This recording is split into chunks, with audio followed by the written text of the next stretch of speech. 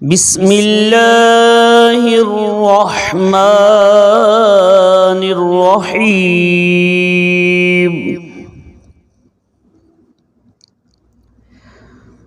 أرأيت الذي يكذب بالدين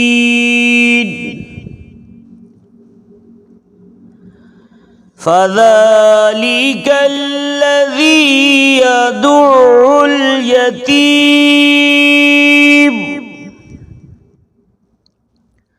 ولا يحض على طعام المسكين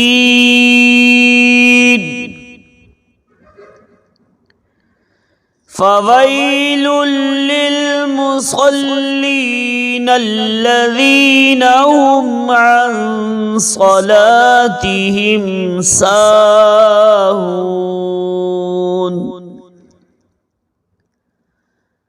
الذين هم يراءون ويمنعون الماعون.